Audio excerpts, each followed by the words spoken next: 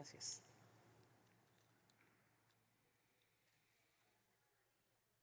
Ciudadana Presidenta Ana Lilia Rivera, Presidenta del Senado de la República, con reconocimiento por su gestión al frente de nuestra Cámara y con orgullo como su paisana por el honor de que una tlaxcalteca presida este Senado en remembranza del Senado tlaxcalteca. Diputada Marcela Guerra, Presidente de la Honorable Cámara de Diputados y distinguida representante de nuestro grupo parlamentario en la conducción de esa honorable institución.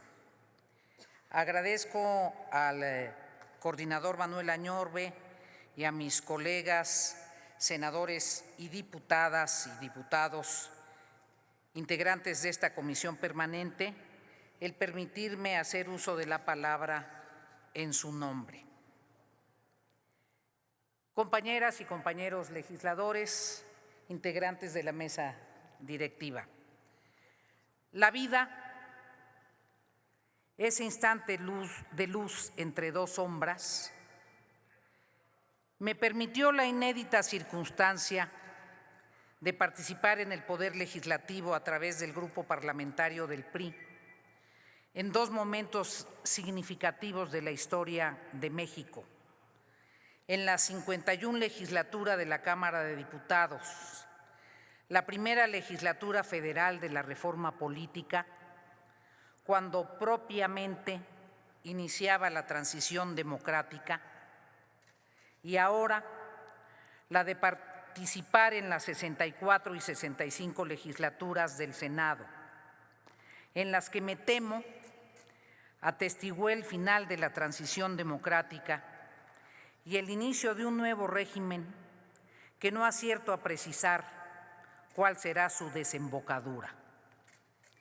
Deseo creer, por el respeto que me merecen los demócratas de izquierda, aquí hay muchos, y aquellos con los que conviví en la 51 legislatura de 1979 a 1982, Eberto Castillo, Arnoldo Martínez Verdugo, Alejandro Gascón Mercado, Vallejo, Valentín Campa, entre otros, quienes lucharon, como desde otra trinchera lo hizo Luis H. Álvarez, Carlos Castillo y otros muchos, varios priistas dentro de ellos, destacadamente Jesús Reyes Heroles, u hombres del sistema como Jorge Carpizo, que lucharon por la democratización del país.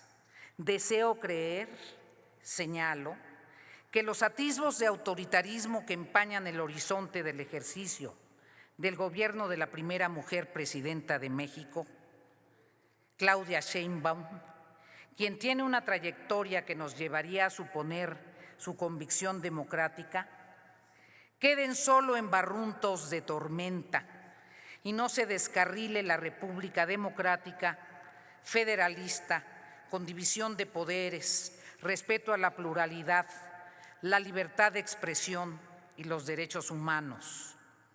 Que el respeto a la voluntad mayoritaria no suponga desconocer los valores y razones de las minorías. Sobrevalorar el peso de las mayorías puede llevar al totalitarismo. Una república para todos, con justicia, para y de todos. Nuestros grupos parlamentarios del PRI, tanto en la Cámara de Diputados como en el Senado, actuamos con serenidad, a veces excesiva, ante el cúmulo de epítetos y descalificaciones que caracterizaron el debate en la tribuna. No fue justipreciada la disposición a dialogar, a construir consensos, el verticalismo de la mayoría, el hiperpresidencialismo trasladado a su mayoría parlamentaria. Parece un déjà vu histórico. Y me podrán decir que con qué autoridad moral hago esa referencia. Si soy militante del partido que fue hegemónico por varias décadas, precisamente por eso, porque he participado con convicción democrática en el desmantelamiento del régimen del partido hegemónico, consciente que esa ha sido una demanda esencial del pueblo de México, observo con enorme preocupación su posible reproducción. Las 64 y 65 legislaturas fueron las primeras paritarias en la historia del Poder Legislativo mexicano. Reconozco la participación de mis colegas legisladoras de todos los grupos parlamentarios y agradezco desde aquí a todas aquellas que desde la conquista del sufragio femenino hasta ir estampando las cuotas en los estatutos de sus partidos y luego en la legislación electoral, dieron las grandes batallas para que esta paridad hubiese sido posible. El desafío actual es no quedarse en el acceso al poder, sino que la presencia femenina en posiciones políticas repercuta en la transformación de la realidad para que la vida cotidiana de millones de mujeres sea mucho más justa, sin discriminación ni violencia. Estamos en el fin de un ciclo histórico del país y en el inicio de otro. La adaptación a la nueva realidad ha sido un enorme desafío para los representantes de los partidos tradicionales, con contradicciones internas y frente a encrucijadas que no siempre hemos sabido resolver. En medio de ello, nuestros grupos parlamentarios fueron consistentes en la defensa de las instituciones democráticas, ejerciendo en el Senado su condición de oposición para defender valores consustanciales al discurso sostenido de que la política de seguridad pública debe tener una conducción civil, constituyendo en su momento, con el resto de la oposición, un bloque de contención que evitó reformas constitucionales que, a juicio de los senadores de la oposición, no correspondían al interés de la evolución democrática del país. También supimos acompañar las reformas constitucionales que ensancharon los derechos sociales y otras reformas trascendentales de esta legislatura. Compañeras y compañeros legisladores, soy política. A la política he dedicado buena parte de mi vida consciente. En la política, las palabras son, además, el arco y la flecha del centauro, el cincel del escultor, la tea del revolucionario, el bálsamo del médico. Los políticos requieren comunicarse para explicar, para proponer, para interpelar, para entenderse y entender, para convencer, para fustigar, para elevar y conmover. Pero en el caso de la política y de los políticos, como en el caso de los poetas y literatos, las palabras tienen un atributo adicional, cobran vida propia, tienen y ejercen su propio encantamiento. En los políticos, las palabras se convierten en compromisos, son líneas de conducta, reflejan propuestas que guían la acción, proyecto por los que hay que luchar.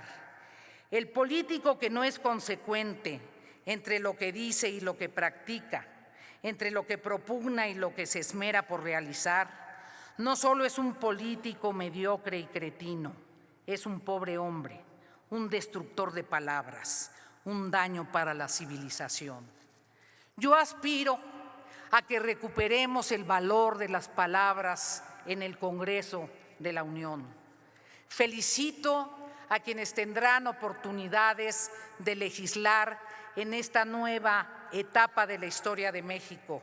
Los invito a que no detengan la evolución democrática de nuestro país, a que con el respaldo mayoritario del pueblo que han obtenido, sepan leer a profundidad la historia de México y no se enseñoreen en su victoria. México ha cometido muchos errores en momentos fundamentales de su historia. Que no sea uno más el inicio del siglo XXI en sus manos. Sean verdaderamente plurales y demócratas. Honren las palabras de sus predecesores, demócratas y luchadores. Aprecio a Ricardo Monreal, a Miguel Osorio Chong, a Manuel Añorbe, a Rubén Moreira su conducción.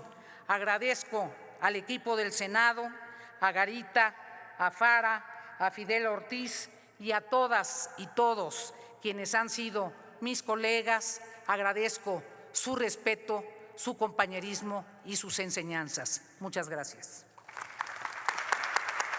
Gracias, senadora Paredes Rangel. Se concede el uso de la palabra al senador.